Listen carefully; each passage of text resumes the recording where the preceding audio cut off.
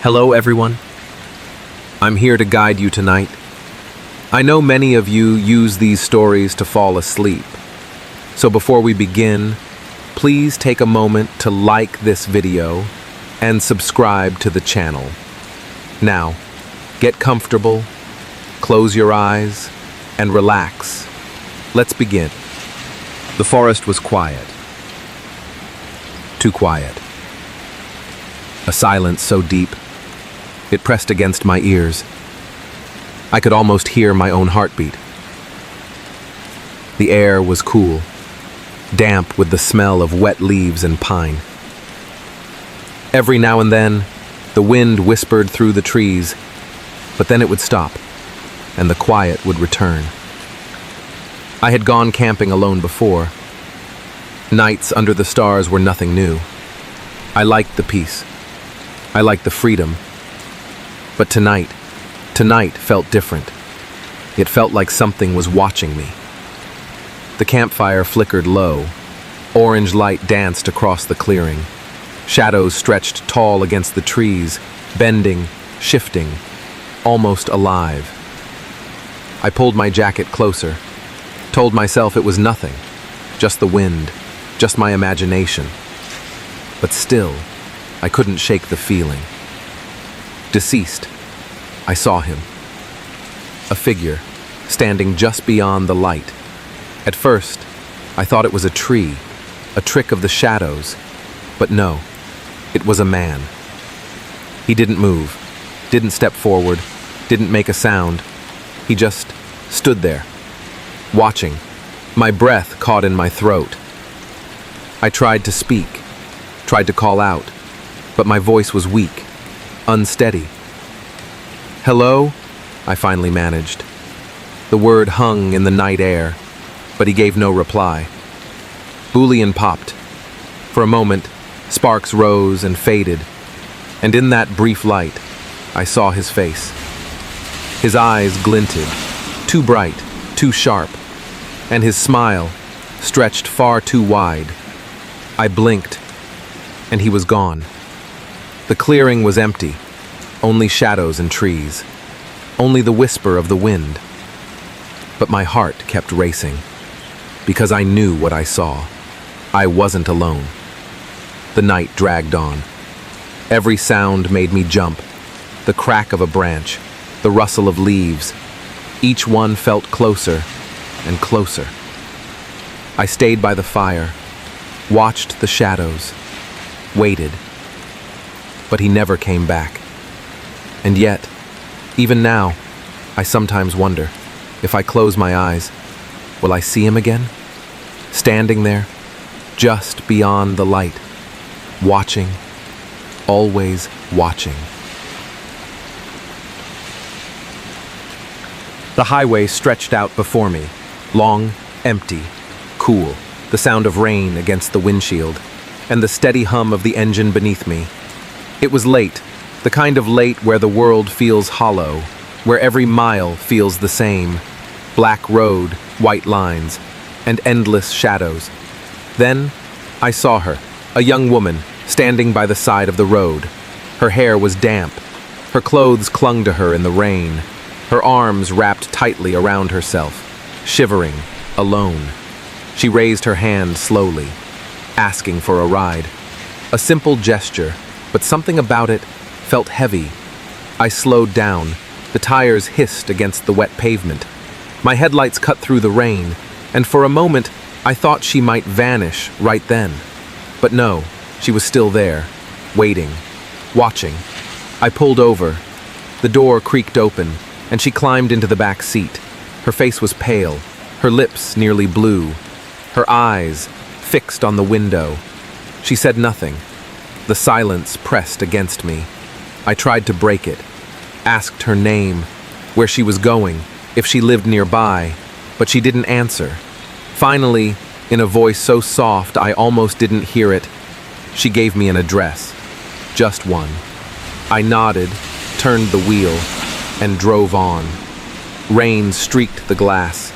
Wipers swept back and forth, over and over. I checked the mirror once.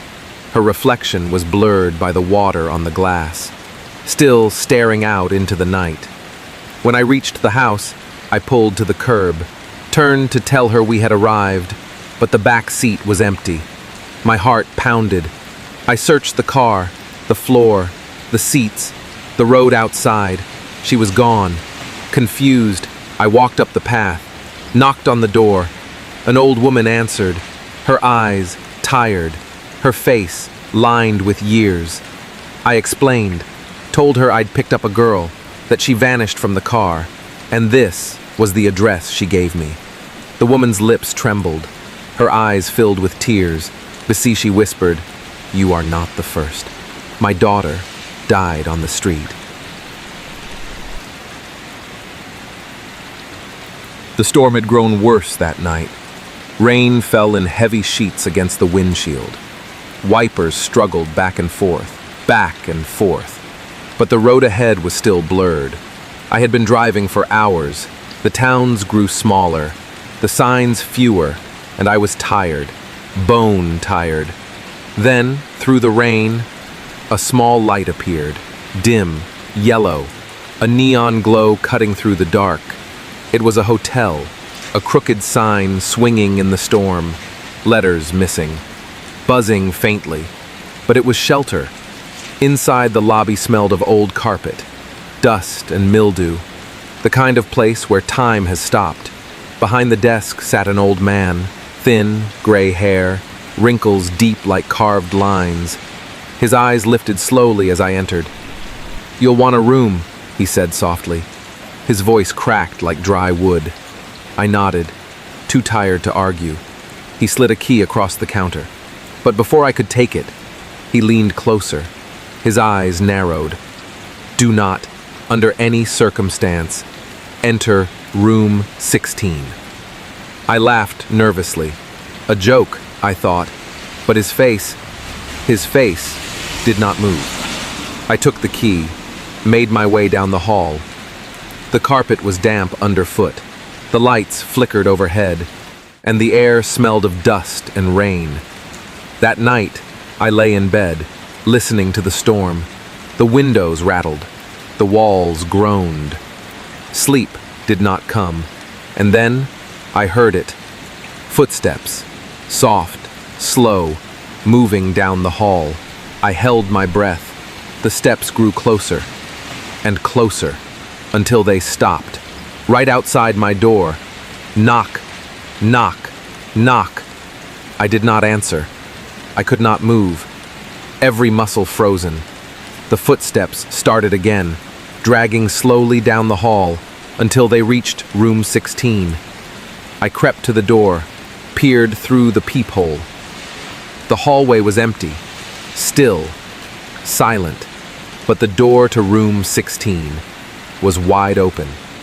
I shut my eyes, told myself it was nothing, just a dream, just the storm. The morning came gray and heavy. I went to the desk, told the old man what I'd heard. The night was heavy with rain, the sky black. The road stretched on without end. My car rattled and groaned, until finally, it gave out. I sat there, on the dark roadside, rain drumming on the roof, headlights dimming against the storm, alone. But then, far ahead, a light, faint, flickering. A farmhouse. I pulled my coat close, stepped into the storm, each step sinking into the mud, until I reached the porch. The door creaked open, and there they stood, an elderly couple, smiles wide, too wide. "Come in," the old woman said, her voice smooth, almost sweet. "You'll be safe here." The warmth of the house wrapped around me, the smell of wood smoke, and something else, something sour. At dinner, they asked me questions, so many questions. Where was I from? Was anyone waiting for me? Did anyone know I was here tonight? Their eyes lingered too long, studying me, as though deciding something. Later, they showed me to a room upstairs. The wallpaper peeled in strips. The floor creaked beneath my steps. The smell of rot hung in the air. I tried to sleep, but in the silence, I heard it, scratching. From the room above, slow, dragging, like something moving across the floor. I opened the door. The hallway was dark. The scratching grew louder, closer. At the end of the hall, something moved. A figure, crawling. Its limbs bent wrong. Its face hidden in shadow. I stumbled back, heart pounding. And when I turned, the old couple was there. Their smiles were gone. Their eyes dark. The old man whispered, "You shouldn't have seen that." I ran, down the stairs, through the hall, out the door, into the storm. Mud clung to my boots as I reached the road. Headlights cut through the night. A truck driver stopped, and I climbed aboard. When I looked back, the farmhouse was gone. No light, no windows, just darkness, as if it had never stood there at all.